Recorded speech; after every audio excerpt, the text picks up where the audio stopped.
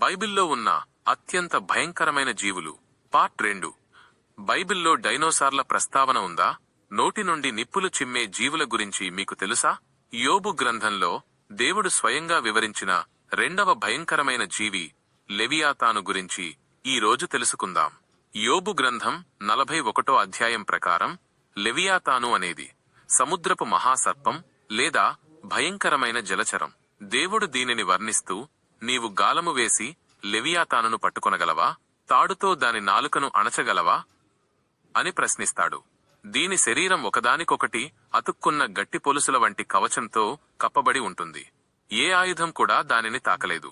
అన్నిటికంటే ఆశ్చర్యకరమైన విషయం ఏమిటంటే వచనం 19 నుండి 21 ప్రకారం దాని నోట నుండి అగ్ని జ్వాలలు బయలువెడలును, నిప్పు కణికలు ఎగిరిపడును, దాని ఊపిరి నిప్పులను రగుల్చును, దాని నోట నుండి మంటలు వచ్చును.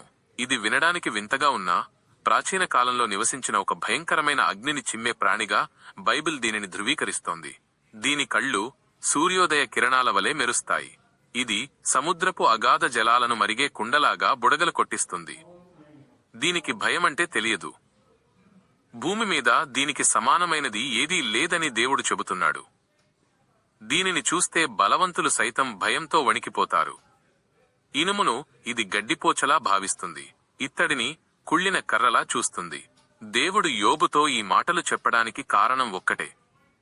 కేవలం నా సృష్టిలో ఉన్న ఒక జంతువును చూసి నువ్వు ఇంతలా భయపడితే సర్వశక్తిమంతుడైన నన్ను నీవు ఎలా ఎదిరించగలవు?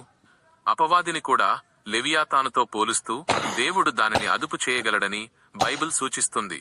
మనం చూడడానికే భయపడే ఇలాంటి మహాజీవులనే ఆయన సృష్టించి తన ఆధీనంలో ఉంచుకున్నప్పుడు మన జీవితంలోని సమస్యలు ఆయనకు ఎంత చిన్నవి. ఆ సృష్టికర్త మన పక్షాన ఉంటే మనకు భయం ఎందుకు?